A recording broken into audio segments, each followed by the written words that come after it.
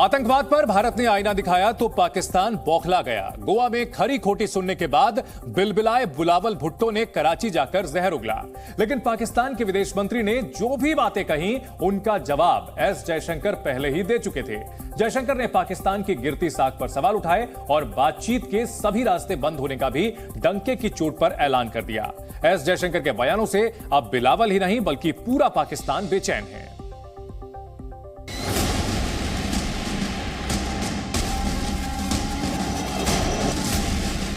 Pakistan's credibility is depleting even faster than its forex reserves. अब बिल्कुल भूखे नंगे हैं दोनों साइडों पे। जो मैंने ये फैसला किया भारत जाने का SCO के कॉन्टेक्स्ट में, मल्टीलैटरल कॉन्टेक्स्ट में, वो उसी कॉन्टेक्स्ट में हमने ये फैसला किया, लेकिन जाके हमने एक फुटप्रिंट छोड़ा है। 12 साल के बाद पाकिस्तान का कोई फार्म इंडियन सॉइल पे गया, इसकी इंपॉर्टेंस तो थी, लेकिन उसमें से हासिल कुछ नहीं हुआ।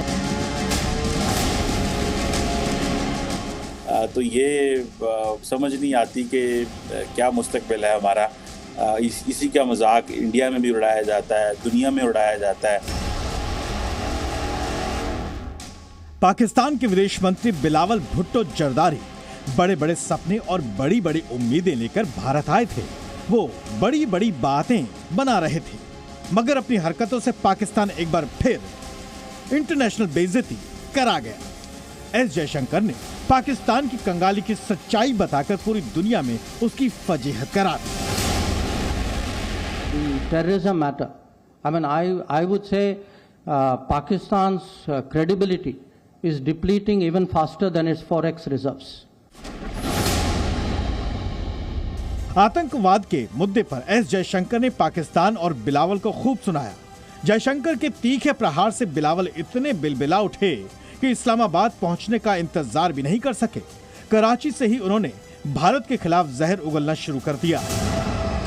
जहाँ तक दहशतगर्दी है, हमने वो मिथ जो मुसलसल खास तौर पे भारत में BJP का कोशिश रहा है या RSS का कोशिश रहा है कि दुनिया भर के सारे मुसलमान को दहशतगर्द करार दें।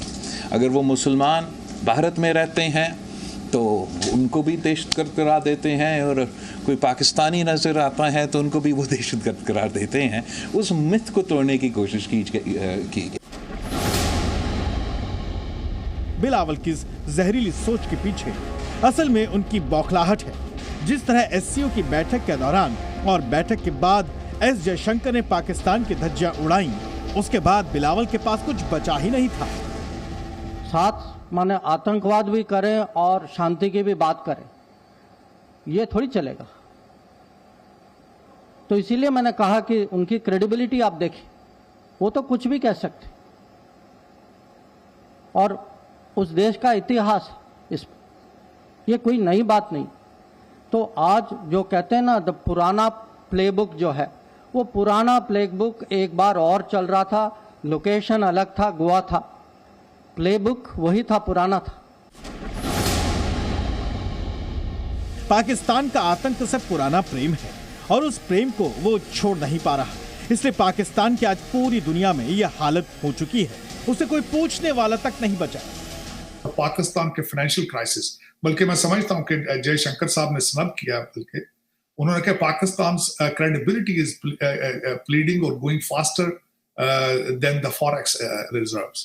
तो उनका पाकिस्तान अपना दुनिया से एतमाद खोता जा रहा है, अपने फाइनेंशियल फॉरेक्स का हवाला दिया। इसका मतलब यह कि आप बिल्कुल भूखे नंगे हैं दोनों साइडों पे, फॉरेन रिलेशन के हवाले से भी और आपके फॉरेन रिजर्व के हवाले से। और बात उनकी अगर देखी जाए तो काफी हद तक ठीक है। फॉरेक्स तो है ही नहीं है, मौजूद ही नहीं है, फॉरेक्स एक्सचेंज क्या आपका होना है, लेकिन कोई ऐसा मुल्क नहीं है जिसके साथ आपका रिलेशनशिप ठीक हो। पाकिस्तान की आर्थिक हालत की तरह ही उसकी साख पर भी लगातार बट्टा बैठ चुका है। इसके बावजूद पाकिस्तान न तो अपना रवैया बदलने को तैयार है और न ही कश्मीर का राज छोड़ रहा है। कि पाकिस्तान का जो मुकदमा है वो दुनिया के सामने या मेंबर स्टेट्स के सामने रखे। उस लिहाज से मेरे ख्याल में हमारा दौरा काफ़ी कामयाब था। जहाँ तक बायलैटरल इश्यूज़ हैं, जहाँ तक कश्मीर के इश्यूज़ हैं, उन पे तो हमारा मौक़िफ़, असूली मौक़िफ़ में कोई तब्दीली नहीं आया।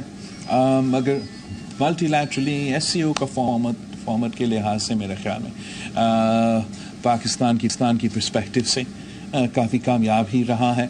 और जबकि हम पे पाबंदी है कि हम एक दूसरे के जो बायलैटरल इश्यूज हैं या इख्तिलाफात हैं उनको नहीं उठा सकते हैं उस तरीके से, मगर डिप्लोमेटिकली और उस दायरा में रह के हमने हर वो पॉइंट उस तरीके से नहीं उठाया, मगर साथ साथ उठाया भी सही। बिलावल से पहले उनके पूर्वज भी कश्मीर अलापते रह गए, मगर ना तो पहले उनके हाथ कुछ आया और ना ही भविष्य में कुछ आ पाएगा, क्योंकि अब बात कश्मीर पर नहीं बल्कि POK पर होनी है।